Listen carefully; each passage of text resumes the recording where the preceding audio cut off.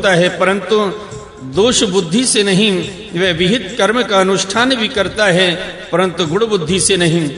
जिसने श्रुतियों के तात्पर्य का यथार्थ ज्ञान ही नहीं प्राप्त किया, बल्कि उनका साक्षात्कार भी कर लिया है, और इस प्रकार जो अटल निश्चय से संपन्न हो गया है, वह समस्त प्राणियों का हितैषी सुहृद होता है और उसकी वृत्तियां सर्वथा शांत रहती हैं। वह समस्त प्रतीयमान विश्व को मेरा ही स्वरूप आत्म स्वरूप देखता है, इसीलिए उसे कभी जन्म मृत्यु के चक्कर में नहीं पड़ना पड़ता। श्री सुखदेव जी कहते हैं, हे परीक्षित, जब भगवान श्री कृष्ण ने इस प्रकार आदेश दिया, तब भगवान के परम प्रेमी उद्धव जी ने उन्हें प्रणाम करके तत्व ज्ञान की प्राप्ति की इच्छा से यह प्रश्न किया। उद्धव जी ने कहा, भगवान, आप ही समस्त योगियों की गुप्त पूंजी, योगों के कारण और योगेश्वर हैं। आप ही समस्त योगों के आधार, उनकी कारण और योग स्वरूप भी हैं।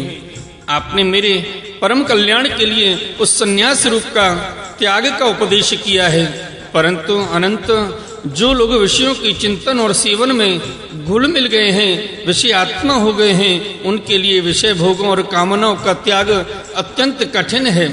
सर्वस्वरूप उनमें भी जो लोग आपसे विमुख हैं, उनके लिए तो इस प्रकार का त्याग सर्वथा असंभव ही है। ऐसा मेरा निश्चय है। हे प्रभु, मैं भी ऐसा ही हूँ।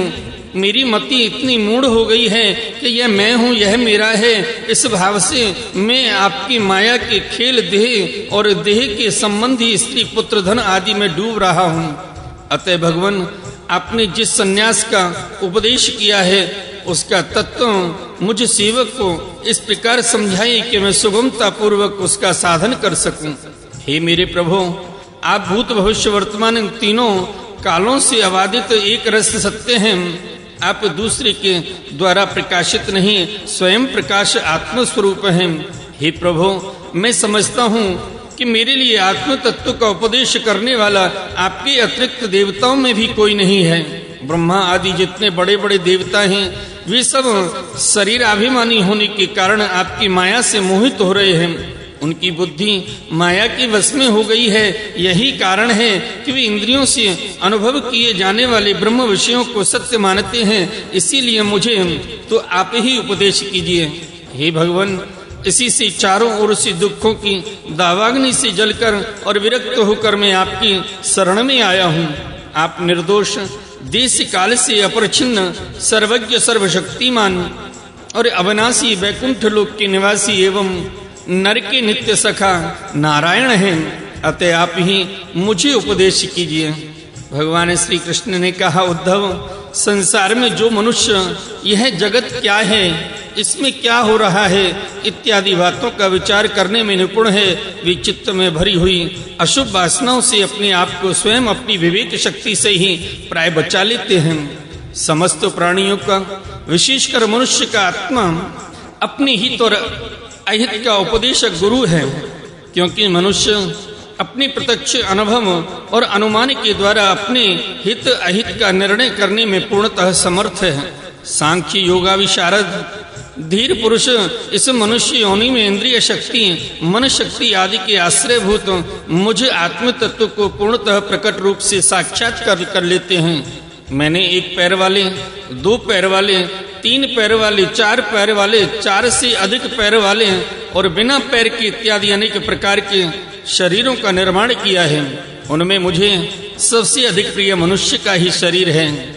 इस मनुष्य शरीर में एकाग्र चित्त, तीक्ष्ण बुद्धि, पुरुष बुद्धि आदि ग्रहण किए जाने वाले हेतुओं से जिनसे की अनुमान भी होता है, अनुमान से अग्राही अर्थात अहंकार आदि विषयों से भिन्न मुझ सर्व प्रवर्तक ईश्वर को साक्षात अनुभव करते हैं। इस विषय में महात्मा लोग एक प्राचीन इतिहास कहा करते हैं। वह इतिहास परम तेजस्वी अवधूत दत्तात्रेय और राजा यदु के संवाद के रूप में है। एक बार धर्म के मर्मज्ञ राजा यदु ने देखा कि एक त्रिकालदर्शी तरुण अवधूत ब्राह्मण निर्भय विचर रहे हैं। तब उन्होंने उनसे यह प्रश्न किया। राजा यदु ने पूछा, ब्राह्मण, आप कर्म तो करते नहीं, फिर आपको यह अत्यंत निपुण बुद्धि कहाँ से प्राप्त हुई, जिसका आश्रय लेकर आप परम विद्वान होने पर भी बालक के समान संसार में विचरते रहते हैं? ऐसा देखा जाता है कि मनुष्य आयु, यश अथवा सौंदर्य, संपत्ति आदि की अभिलाषा लेकर ही धर्म, अर्थ, काम अथवा तत्व जिज्ञासा में प्रवृत्त होते हैं। अकारण कहीं किसी की प्रवृत्ति नहीं देखी जाती। मैं देख रहा हूँ कि आप कर्म करने में समर्थ, विद्वान और निपुण हैं। आपका भाग्य और सौंदर्य भी प्रशंसनीय है।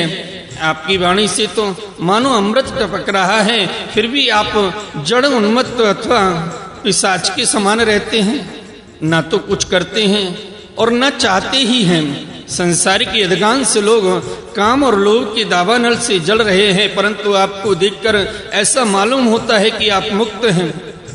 आप तक उसकी आंच भी नहीं पहुंच पाती। ठीक वैसे ही जैसे कोई हाथी वन में दावाग्नि लगने पर उससे छूटकर गंगा जल में खड़ा हो। हे ब्रह्मन, आप पुत्र, स्त्री, धन आदि संसार के स्पर्श से भी रहित हैं। आप सदा सर्वदा अपने केवल स्वरूप में ही स्थित रहते हैं। हम आपसे यह पूछना चाहते हैं कि आपको अपनी आत्मा में ही ऐसे अनिर्वचनीय आनंद का अनुभव कैसे होता है? आप कृपा करके अवश्य बतलाइए।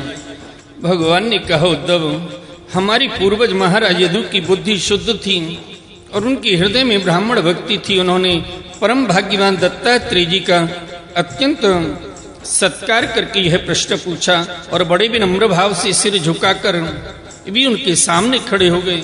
और दत्तात्रेय जी ने कहा, ब्रह्मवेत्ता दत्तात्रेय जी ने कहा, राजन, मैंने अपनी बुद्धि से बहुत से गुरुओं का आश्रय लिया है। उनसे शिक्षा ग्रहण करके मैं इस जगत में मुक्त भाव से स्वच्छंद विचरता हूँ। तुम उन गुरुओं के नाम और उनसे ग्रहण की हुई शिक्षा सुनो।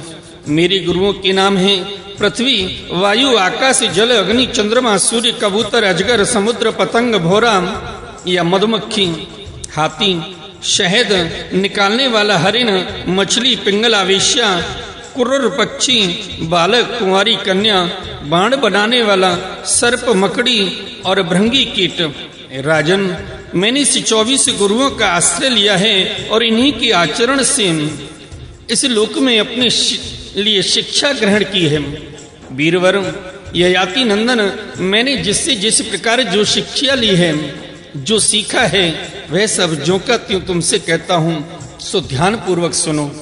मैंने पृथ्वी से उसके धैर्य की, क्षमा की शिक्षा ली है। लोग पृथ्वी पर कितना आघात और क्या क्या उत्पात नहीं करते, परंतु वह न तो किसी से बदला लेती है और न रोती चिल्लाती है। संसार के सभी प्राणी अपने अपने प्रारब्ध के अनुसार चेष्टा कर रहे हैं। वे समय समय पर भिन्न भिन्न प्रकार से जान या अनजान में आक्रमण कर बैठते हैं। धीर पुरुष को चाहिए कि उनकी व्यवस्था समझे, न तो अपना धीरज खोवे और न क्रोध करे। अपने मार्ग पर ज्यों का त्यों चलता रहे। पृथ्वी के ही विकार, पर्वत और वृक्ष से मैंने यह शिक्षा ग्रहण की है कि जैसी उनकी सारी चेष्टाएं सदा सर्वदा दूसरों के हित के लिए ही होती हैं, बल्कि यूं कहना चाहिए कि उनका जन्म ही एकमात्र दूसरों का हित करने के लिए ही हुआ है। साधु पुरुष को चाहिए कि उनकी शिष्यता स्वीकार करके उनसे परोपकार की शिक्षा ग्रहण करे।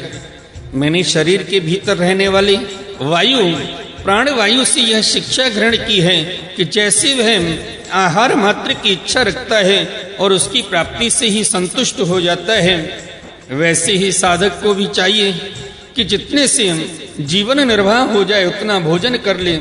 इंद्रियों को तृप्त करने के लिए बहुत सी विषय न चाहे, संक्षिप्त में उतने ही विषयों का उपयोग करना चाहिए जिनसे बुद्धि विकृत न हो, मन चंचल न हो और वाणी व्यर्थ की बातों में न लग जाए। शरीर के बाहर रहने वाले वायु से मैंने यह सीखा है कि जैसे वायु को अनेक स्थानों में जाना पड़ता है, परंतु वह कभी भी आसक्त नहीं होता, किसी का भी गुण दोष नहीं अपनाता, वैसे ही साधक पुरुष भी आवश्यकता होने पर विभिन्न प्रकार के धर्म और स्वभाव वाले विषयों में जाएं, परंतु अपने लक्ष्य पर स्थित रहें। किसी के गुण या दोष की ओर झुक न जाएं, किसी से आसक्ति या द्वेष न कर बैठें। गंध वायु का गुण नहीं, पृथ्वी का गुण है, परंतु वायु को गंध का वहन करना पड़ता है।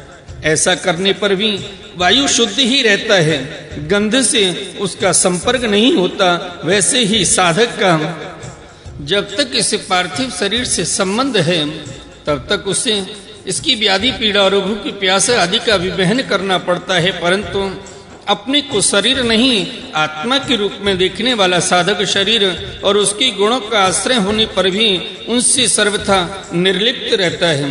हे राजन, जितने भी घट मठ आदि पदार्थ हैं वे चाहे चल हों या अचल, उनके कारण भिन्न भिन्न प्रतीत होने पर भी वास्तव में आकाश एक और अपरिच्छिन्न अखंड ही है।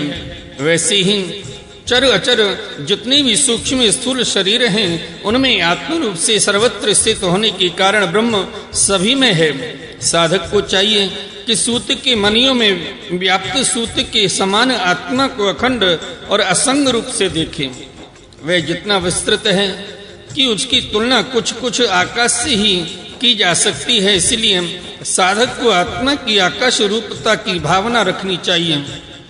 आग लगती है, पानी बरसता है, अन्य आदि पैदा होते हैं और नष्ट होते हैं, वायु की प्रेरणा से बादल आदि आते और चले जाते हैं। यह